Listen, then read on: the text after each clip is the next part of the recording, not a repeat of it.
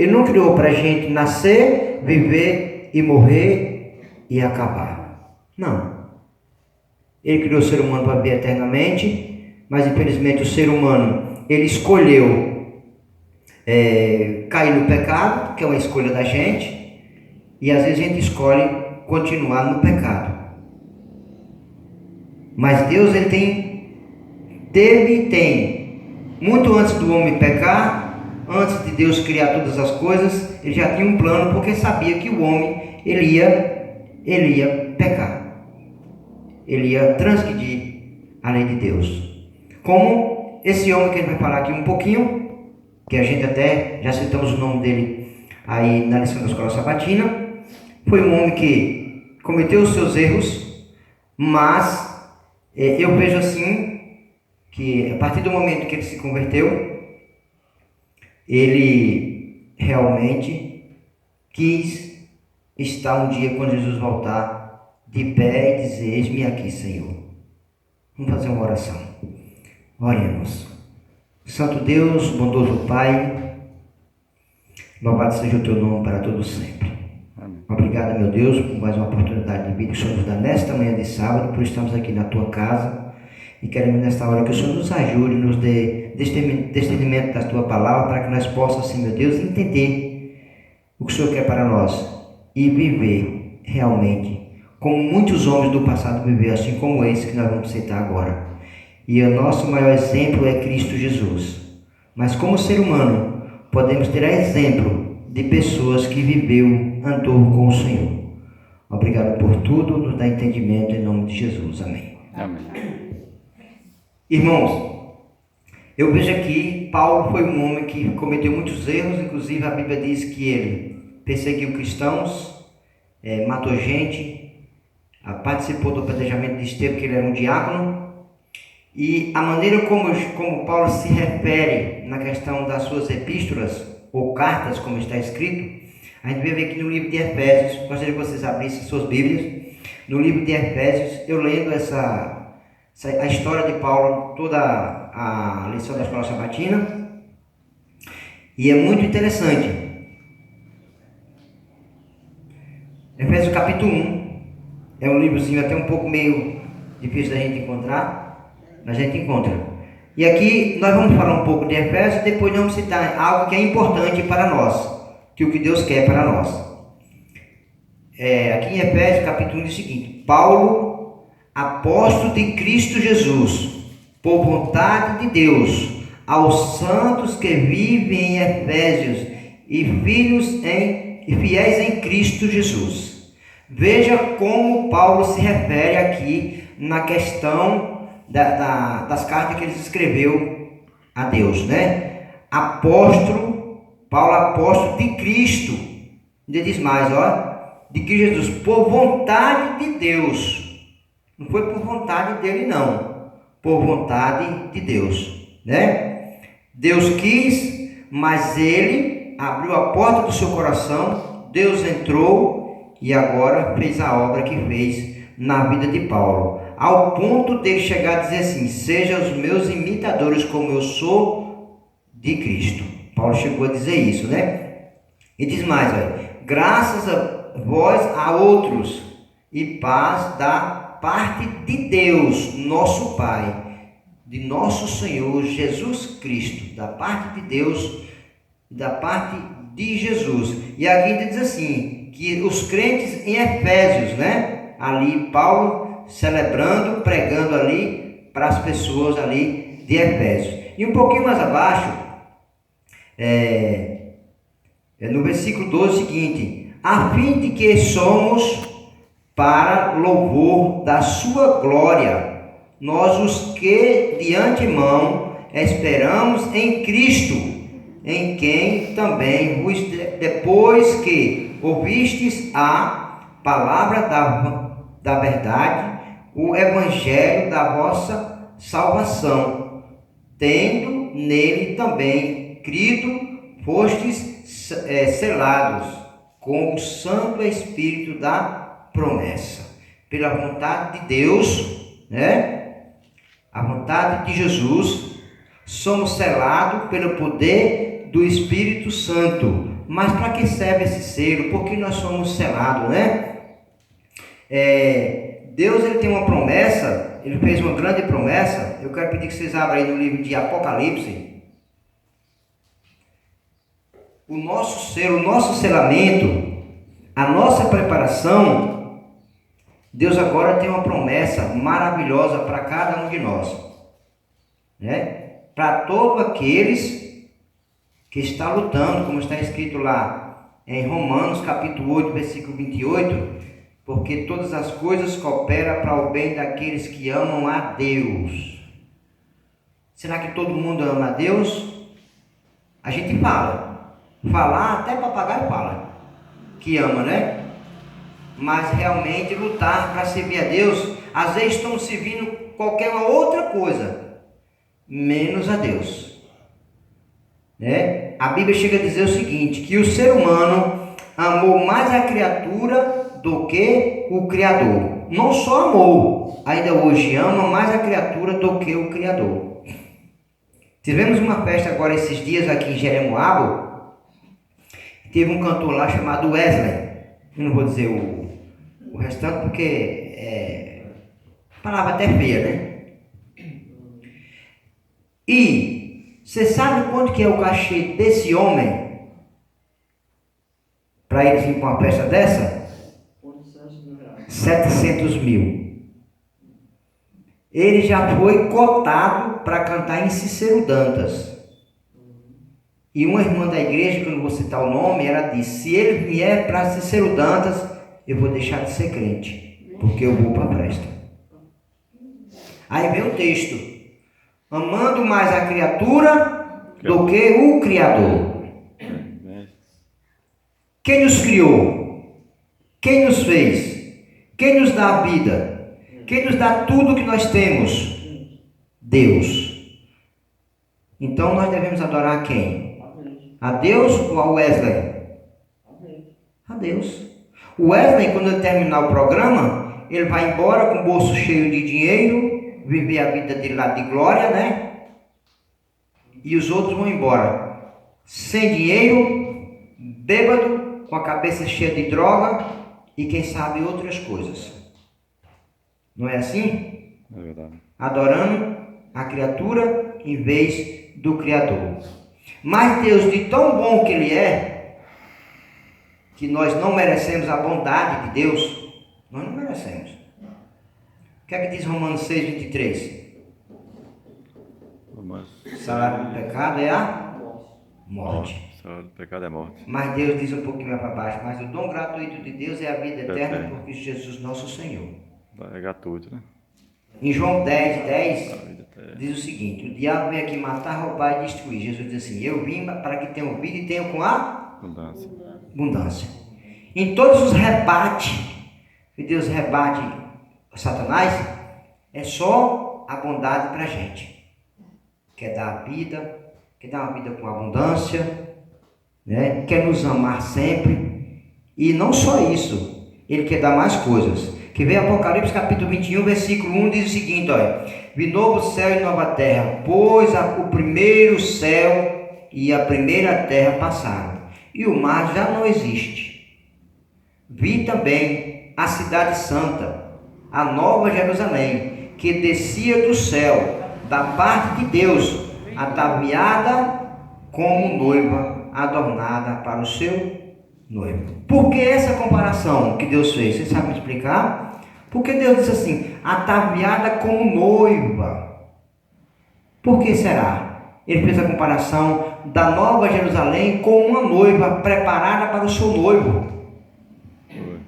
Por que será? Alguém já viu alguma noiva feia? A roupa fica bonita, né? Toda noiva é bonita, ela pode ser uma raposa. Mas você pode observar, está aqui todo mundo sentado, gente, o noivo entra todo bonitão, de paletó, gravata, aí sobe, fica aqui em cima, todo bonitão. Ninguém diz nada. Ninguém fala nada. Não diz que o noivo está bonito, não diz que o noivo está elegante, não diz que o noivo é isso, é aquilo, não. E todo mundo fica ali. E ninguém vai embora. Mas na hora que a noiva que canta tan tan tan tan Tan, tan, tan, tan, tan, tan, tan, tan. Aí todo mundo está sentado, vira para trás. Em tempo de torar o pescoço, para ver a noiva entra. Parece uma raposa. Olha que noiva linda! Você já viu alguém dizer que uma noiva é feia? Eu já vi noivas e noivas feias. Mas ninguém diz. Diz que é bonita. Ataviada para quem? Para aquele que estava lá na frente, todo bonitão. Às vezes é feia, mas o cara é mais bonito que a noiva.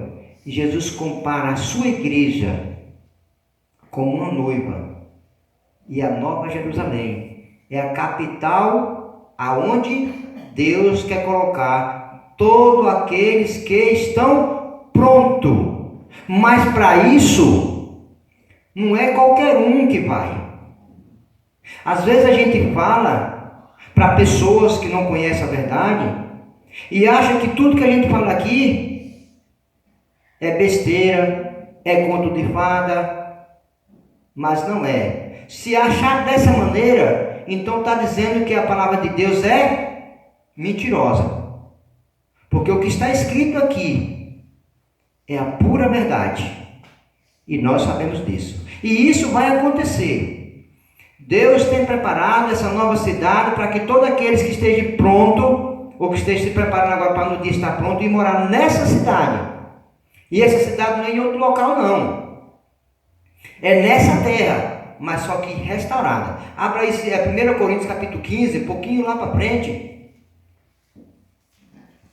1 Coríntios capítulo 15.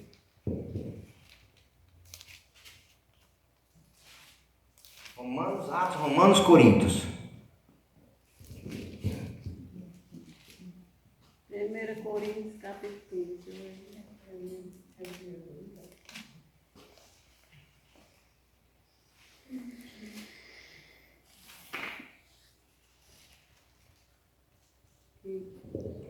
Primeiro Coríntios capítulo 15.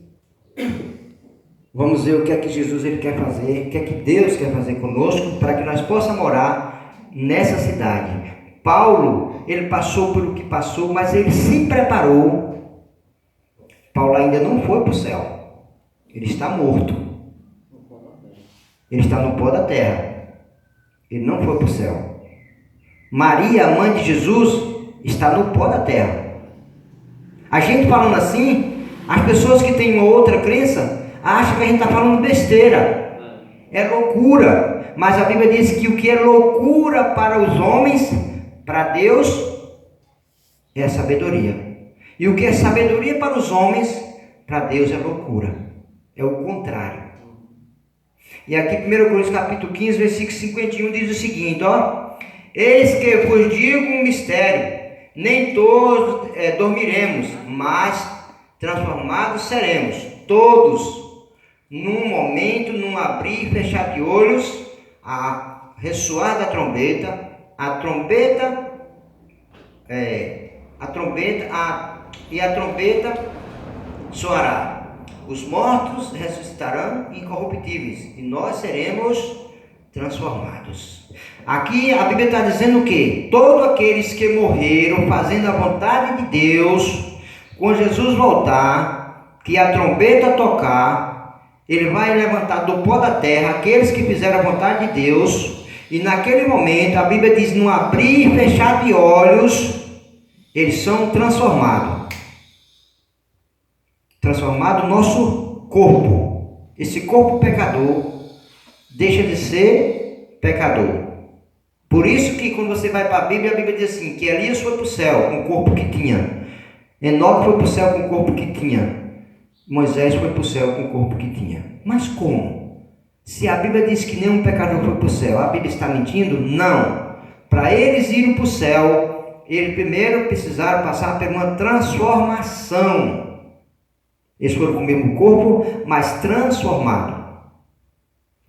E aqui continua dizendo, porque é necessário que este corpo corruptível se revista da incorruptibilidade e que o corpo mortal se revista da imortalidade.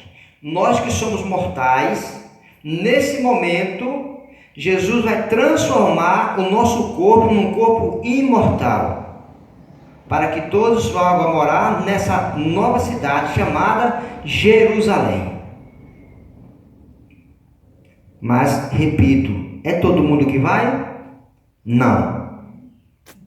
Porque a Bíblia diz, muitos chamados, poucos escolhidos. A Bíblia também diz, nem todo aquele que diz Senhor, Senhor, entrará no reino dos céus. Porque muitas pessoas, como a própria Bíblia diz, estudam a Bíblia para a sua própria perdição. É a Bíblia que diz, não sou eu.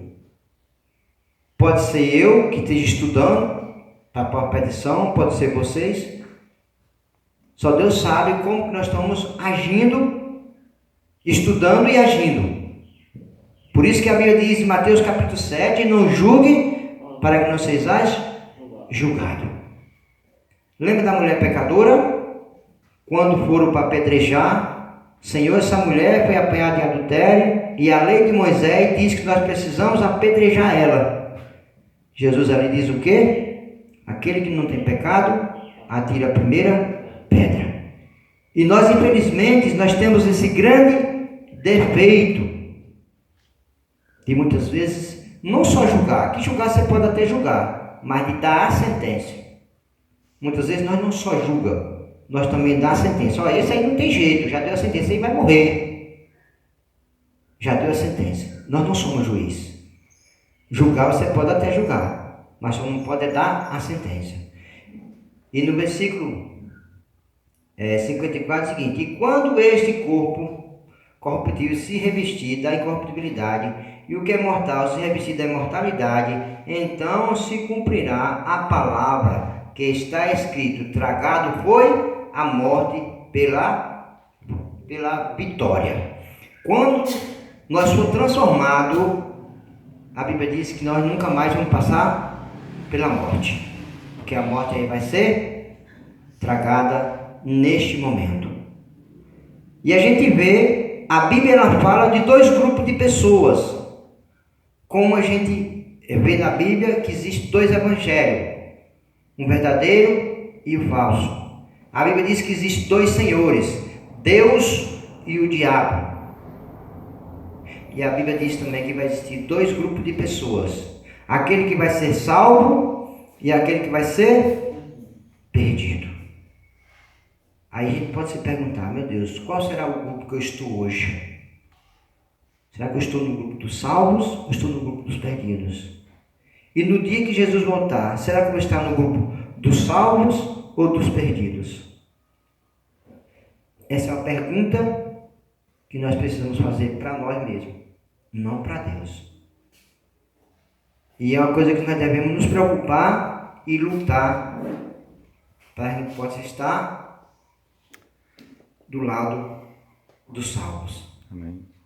Para morar nessa cidade. Por que eu estou falando sobre isso, irmãos? É porque é uma parte que eu eu acho muito interessante a questão Nova Jerusalém, nova cidade, salvação, céu, vida eterna. É tudo isso que Deus quer dar para a gente. Nada mais, nada menos do que isso aí. Mas é pouco isso? Não, não é. É muito mais do que aquilo que nós merecemos. Viver com Cristo. Como será que nós estamos vivendo hoje? Nós já precisamos viver com Cristo desde já, agora.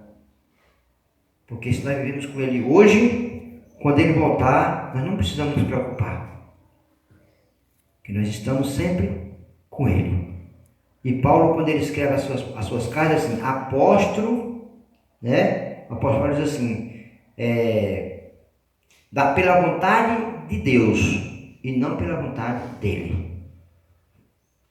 Por isso que o próprio Paulo chega a dizer assim: miserável homem que eu sou, porque Paulo tinha suas vontades como ser humano, mas ele se refere não pela minha vontade, mas pela vontade de Deus em Cristo Jesus. Essa deve ser a sua e a minha vontade, na questão de ser um cristão de verdade, pela vontade de Deus, para que um dia nós possamos realmente fazer parte dessa cidade que Jesus tem preparado para nós. Ele está hoje advogando as nossas causas, nós sabemos disso. Nós precisamos a cada dia nos preparar. Exato. Não é fácil. Não é fácil viver nesse mundo. Eu costumo dizer o seguinte, irmão. Às vezes, tudo que a gente faz, a gente diz assim, eu fui tentado pelo diabo. O diabo me tentou. Não. É a nossa vontade. Se o inimigo sair da terra hoje, nós continuamos pecando. Porque está impregnado no nosso sangue o maldito pecado. Os gostos miseráveis que nós temos.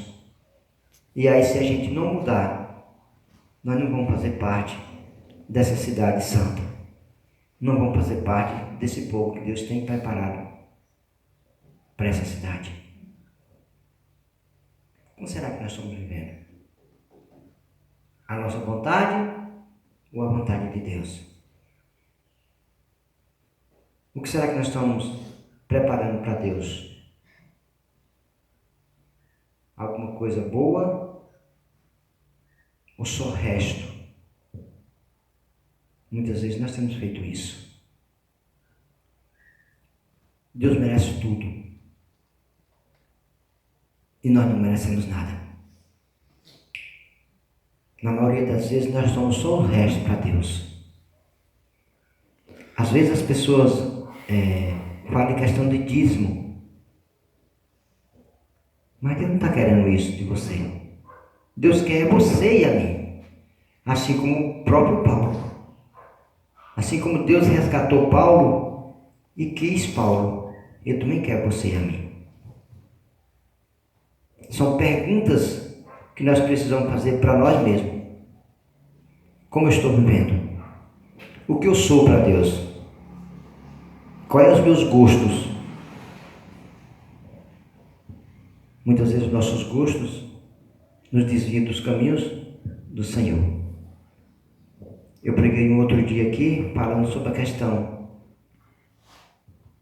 do caminho. Todo caminho vai levar a Deus? Está lá no livro de João, capítulo 14, versículo 6 em diante. Todo caminho leva a Deus? Não leva. Paulo seguia o caminho dele achando que estava andando certo. Mas a partir do momento que ele teve um encontro com Deus, ele mudou o caminho. Aí ele pegou a rota certa.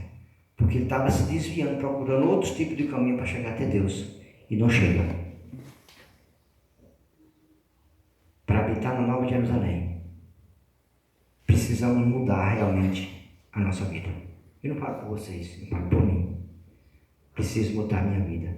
É uma luta, muitas vezes nós temos raiva de nós mesmos. Não sei se você tem de vocês, muitas vezes eu tenho de mim, por querer fazer a vontade de Deus e não conseguir, como o próprio Paulo falou. Na Bíblia fala sobre a história de Paulo e diz assim, que ele tinha um espinho na carne. Qual é o seu espinho? Qual é o meu espinho? Só Paulo sabia. Só você e eu sabemos qual é o nosso espinho na carne.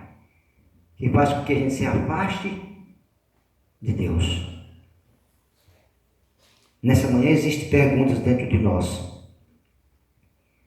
Quem eu sou para Deus? Como eu sou para Deus? O que eu estou fazendo para Ele? O que eu preciso mudar para realmente assim viver para Cristo e morar nessa cidade que Deus tem preparado? Essas são perguntas que nós precisamos fazer e olhar e tentar deixar as coisas ruins. Eu tenho os meus gostos, vocês têm o de vocês. Gostos esses que não condizem com os de Deus. Isso nós temos certeza. A gente viu uma senhora contando a história ali de uma doença que ela tinha, e quando ela passou a se alimentar de maneira diferente, ela foi curada. E eu lembrei de algo, não sei se vocês têm. 2 livros que eu tenho em casa, daquele lá, que eu peguei outro dia e depois eu encostei para um canto. Eu tenho 3. E eu preciso. A gente viu que ela usou o livro, você viu? Uhum. Foi o que elas comeram? Alface, tomate, castanha, não sei o que mais lá. Liberou açúcar, leite, carne, essas coisas. Mas é gostoso, a gente quer comer. E aí? Uma certa vez, É a luta, né? um jovem chegou para um pastor e disse: pastor, É pecado comer carne de porco? Ele disse, não, meu primo, não é pecado não, pode comer. Porque o pastor já percebeu que ele estava comendo, quando ele disse assim, né? Eu disse, sim, pastor, e assistir novela, que é a novela bem picante da Globo e tal. É pecado? Não, pode assistir sem problema nenhum. Meu jovem, alguém está enchendo a sua cabeça de coisa aí que não deve, né? Aí disse, pastor, vem aqui. E ter outra mulher fora do casamento é pecado? Meu irmão, quem está falando isso para você, essas coisas? Você pode arrumar a mulher que você quiser, meu irmão. Pastor, é desse pastor que nós precisamos. Sabe, meu irmão, você pode beber, fumar, arrumar mulher, comer carne de porco, assistir novela, pode ir para festa, pode fazer o que você quiser. Não tem problema nenhum. Só tem um detalhe. Você não vai para o céu. E já deu a resposta todinha em cima disso aí. Certo? Pode comer? Não. Será que nós podemos fazer tudo? Podemos. Será que nós podemos comer carne de porco? A Bíblia diz que não pode, não é isso? Mas ele está com a arma na nossa cabeça assim, não coma, tá? Não. Será que nós podemos, Deus está impedindo de nós beber, fumar e tal? Não. Só que é a escolha minha. Aí diz assim, olha filho, só que tem uma coisa. Você não entra aqui na Nova Jerusalém. Você vai ficar de fora. Porque essas imundícias que o ser humano faz, fica lá. Na minha casa só tem pureza. Não tem porcaria e imundície. É o que Deus diz para nós. Aí o rapaz baixou a cabeça. Ele viu que ele podia fazer tudo. Mas o melhor que ele queria, não ia ter. Nós podemos fazer de tudo. Quantas vezes a gente se pergunta, não sei se você já fez essa pergunta, eu já fiz para mim, Senhor, quem eu sou na tua presença? O que eu estou fazendo para te agradar? E muitas vezes a gente não tem a resposta, porque Deus fica o silêncio. Mas cabe a nós olhar para dentro de nós e ver o que estão fazendo de certo ou de errado. O certo a gente nunca faz, né? Acha que faz, mas às vezes não faz. Para Deus sabe se é certo ou errado. Mas o errado eu sei que nós fazemos muitas vezes, achando que está certo. Mas nessa manhã, a mensagem dessa manhã é para que nós possamos, pelo menos, seguir um exemplo de um Paulo da vida, né? Apóstolo, pela vontade de Deus, não pela vontade dele. E às vezes nós queremos fazer a nossa vontade e não a vontade de Deus. Que Deus transforme o seu coração, a sua mente e vamos lutar. Quer você lutar? Está se sentindo fraco ou fraca? Mas não desista. Porque a Bíblia diz que todo aquele que perseverar, um dia, quando Jesus voltar, está salvo. Não desistir de maneira alguma. Não importa o que acontecer. Mas se você não desistir, se eu não desistir, nós vamos morar um dia com Deus. Mas a questão é que às vezes na primeira queda que a gente cai, a gente não quer levantar. Ninguém vai se perder porque caiu uma vez. Vai se perder se cair e não querer levantar. Vai ficar deitado ali para sempre. Mas como está escrito em Mateus 24:13, aquele que perseverar até o final, esse será salvo. A palavra perseverar significa não desistir. Se você e eu não desistir e lutar, nós vamos sim morar nessa cidade que Deus tem preparado para nós. Amém. Com essa mensagem, com essas palavras, nós vamos nos colocar de pé e vamos cantar o hino. Não sei se vocês têm.